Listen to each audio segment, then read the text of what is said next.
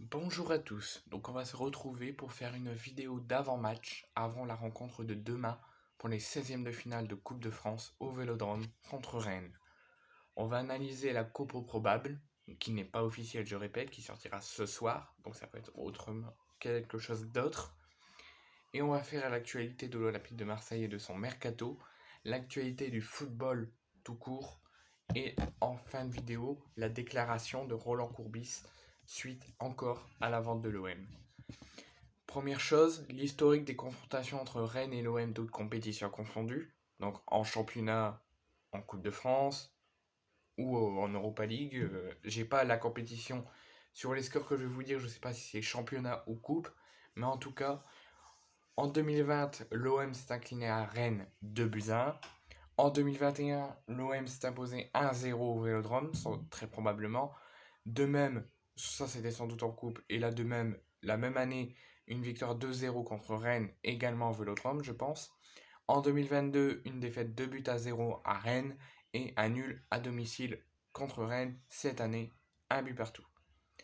Si on fait un total, on est sur 2 victoires de l'OM, un match nul, et 2 victoires rennaises.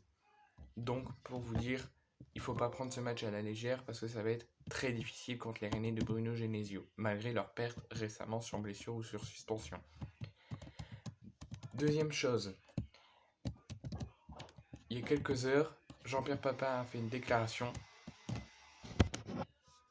Donc voici ce qu'a dit Jean-Pierre Papin. Je suis en relation avec d'autres anciens joueurs que j'aimerais qu'ils reviennent à l'OM et que eux aimeraient également revenir à l'OM. Vous aurez de bonnes surprises dans les mois à venir.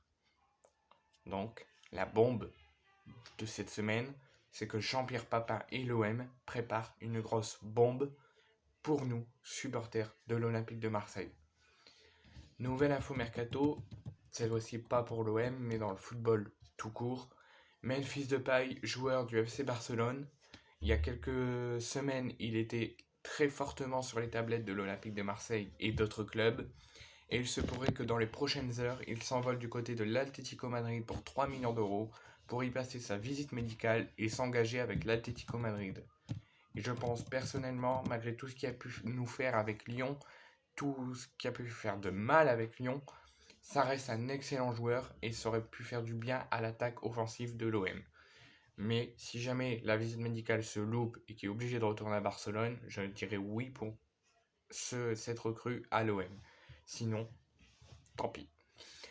La bombe mercato, donc ces derniers jours, ces dernières semaines, je ne sais pas si vous avez vu que sur les réseaux sociaux et sur différents journaux sportifs, ça tourne que l'OM serait sur un joueur mystère qui ne voudrait pas divulguer le nom pour justement faire les papiers, faire les négociations, travailler. Ils ne veulent pas divulguer pour l'instant le nom de cette recrue mystère. Ils pourraient le faire dans quelques semaines avant la fin du mercato, en tout cas ils y travaillent. Et voici ce qu'a lâché, notamment sur cette recrue mystère, le journaliste Mohamed Bouafsi. Mohamed Bouafsi nous affirme qu'il a le nom de la recrue mystère, que c'est en pleine négociation, que l'OM négocie dessus en isolement, qu'il ne veut pas le faire savoir, et qui n'a pas envie de sortir le nom de ce joueur pour éviter que la négociation se foute en l'air. Donc il dit qu'il ne suit plus au quotidien le foot, mais qu'il suit très fortement l'Olympique de Marseille parce qu'il y a les supporters de l'OM et qu'il attend que ça avance dans le dossier avant de le sortir.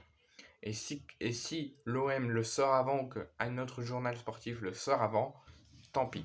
Mais Mohamed Bouafsi a le nom, donc n'allez pas le spammer dans ses réseaux sociaux pour avoir le nom, il ne le donnera pas tant que l'OM ne l'a pas sorti. Donc, c'est un gros mystère et ça va être une grosse affaire à suivre.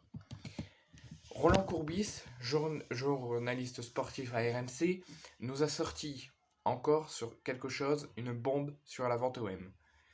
Donc moi je le dis direct avant de lire ce qu'il a dit, vente OM ou pas vente OM, qu'on reste avec les propriétaires là, avec le président là, le coach là, jusqu'au bout de la vie, jusqu'à la fin de l'OM, et la fin de l'existence entière, je resterai supporter de l'OM.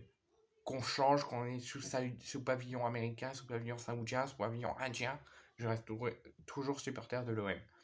Donc voici ce qu'il a dit.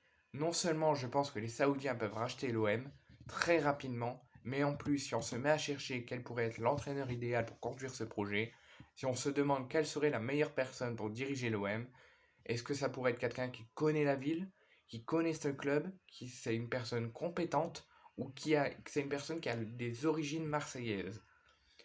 Alors c'est vrai, on peut penser à moi, mais il nous affirme qu'il ne sera pas le prochain, en tout cas pour l'instant, entraîneur de l'OM. Il nous l'a dit, il a dit, mais je vous le promets que ça ne sera pas moi, mais je pense à un autre Marseillais du 15e arrondissement comme moi, qu'il s'appelle Zinedine Zidane. Donc encore ce nom de Zinedine Zidane qui sort encore dans les journaux sportifs. Il a notamment été sorti pour l'équipe de France. La prolongation de Deschamps actée, il est sorti au PSG. C'était déjà sorti avant pour remplacer Deschamps. C'est mort tous les deux. Et maintenant, ça sort pour l'OM. Affaire à suivre. On va faire le point une nouvelle fois sur le mercato de l'OM et les joueurs qui ont une grosse valeur marchande. Alors, il y a des joueurs qui ont une petite valeur marchande qui peuvent être sur le mercato, mais que ça pose pas de problème. Mais il y a des joueurs qui ont une très grosse valeur marchande. Tout comme Guendouzi qui a une valeur marchande de 40 millions d'euros. Cengiz Under avec 25 millions d'euros. Chancel Mbemba avec 25 millions d'euros. Balerdi, le président Longoria et la direction a fixé son prix de 25 à 30 millions d'euros, mais sa valeur marchande est de 20 millions d'euros. Paolo Lopez avec 20 millions d'euros. Malinowski avec 20 millions d'euros. Verretou et Rongier 15 millions d'euros. Pour certains, c'est plus bas et on ne dépasse pas les 10 millions d'euros, mais on les atteint. Donc, affaire à suivre. Il y a des gros joueurs qui ont de grosses valeurs marchandes, d'autres plus petites. Donc, affaire à suivre. Dans le football, alors là, j'ai un petit coup de gueule à passer. Je ne dirai pas le journal sportif qui l'a sorti. Ils ont fait un top 10 des clubs en forme en ce moment, donc avant la Coupe du Monde, là au retour de la Coupe du Monde, dans leur championnat.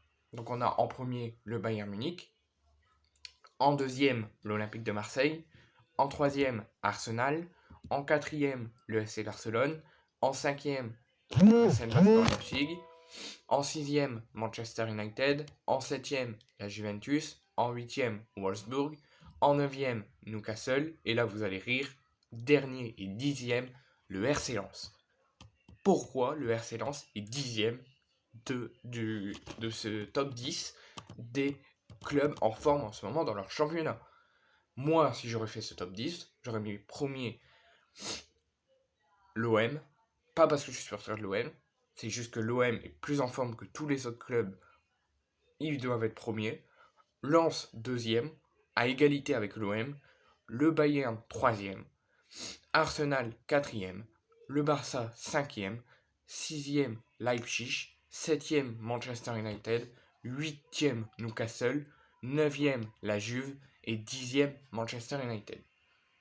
Alors, dixième Manchester United, j'abuse peut-être un peu, mais le coup de gueule que je vais faire passer, c'est pourquoi parmi Lens dixième et l'OM deuxième, et l'OM ça correspond bien, mais Lens, pourquoi les mettre dernier? Pourquoi? Et pourquoi pas les mettre premier, voire deuxième, voire troisième? Pourquoi pas les avoir mis sur le podium? C'est eux les plus gros qui sont en forme en ce moment dans leur championnat. Donc, nouveau point mercato de l'OM. Il y a quelques heures, quelques semaines, je vous ai annoncé que l'Irola, son prêt à Elche, avait mis fin ces dernières heures. C'était fini pour lui à Elche. Il était sur le point de retourner à l'OM avec Conrad de la Fuente. L'OM ne veut pas le garder et l'OM a voulu le prêter à Monza. Le prêt s'est fait, l'argent a été donné, tout est ok. L'Irola s'envolait pour Monza, mais Monza ne peut pas l'avoir, ne peut pas l'acheter. Donc l'acheter en transfert ou l'avoir en prêt, parce que tant que Monza n'a pas vendu de joueurs, ils ne peuvent pas avoir l'Irola. Donc l'Irola pour l'instant s'approche de Monza, c'est un transfert imminent, mais pour l'instant il est sans club. Nouveau point, c'est un remerciement aux supporters de l'Olympique de Marseille. Il y a quelques heures, hier même, je vous annonçais qu'on n'allait pas peut-être atteindre le guichet fermé pour le match de demain contre Rennes. Qu'on était à 30-35 000 supporters et que ça ne voulait pas avancer. Je remercie les supporters de l'OM parce qu'à l'heure actuelle, suite à l'appel que j'ai fait hier par vidéo que Papin a fait dans les journaux de la Provence, aujourd'hui, on est à 51 000 supporters prévus pour cette rencontre contre Rennes. Alors que hier, on était à 30 000 supporters. Et je dis un grand bravo à nos supporters, parce que vous êtes le peuple marseillais et la valeur qui fait avancer l'OM. Nouvelle info, l'arbitre qui dirigera la rencontre OM Rennes de demain sera arbitré par Stéphanie Frappard. Il dirigera cette rencontre sans l'arbitrage vidéo qui, lui, rentrera en lice en quart de finale. La composition probable selon différents journaux sportifs, que je ne dirai pas les noms, mais il se tournerait que Blanco devrait débuter dans les buts, Chancel Mbemba, donc défense à 3, Balerdi, Kolasinac. En piston, suite à l'absence de Tavares et de Klose, on se tournerait vers un Under Caboret. Verretou Rongier au milieu, en axial. Deux attaquants en dessous de Sanchez, Malinowski et Kendouzi. Et on se tournerait vers Alexis Sanchez en pointe. Donc ma composition que moi je mettrais si j'étais entraîneur de l'OM. Donc je mettrais pas Blanco au but, surtout contre une équipe rennaise, malgré des pertes. Ils ont récupéré un petit peu des joueurs qui n'étaient pas là récemment contre Paris. Mais même sans leur joueur cadre, ça reste une équipe incroyable. Donc je mettrai Paolo Lopez au but. Mbemba, Balerdi, Kolasinac, donc comme la composition qui tourne en ce moment. En piston, je mettrai Under et Caboret. En dessous de Malinowski, je mettrai Kendouzi et Rongier. Et en dessous de Sanchez, je mettrai Malinowski, Payet et Sanchez. Donc je mettrai une attaque à 3, Sanchez en pointe, en dessous Malinowski, Payet, Kendouzi, Rongier et Under et Caboret en piston. Défense à 3, Mbemba, Balerdi, Kolasinac et Paolo Lopez au but. Et avant de mettre fin à cette vidéo, je vous annonce que Leonardo Balerdi et Igor Tudor seront en conférence de presse cet après-midi.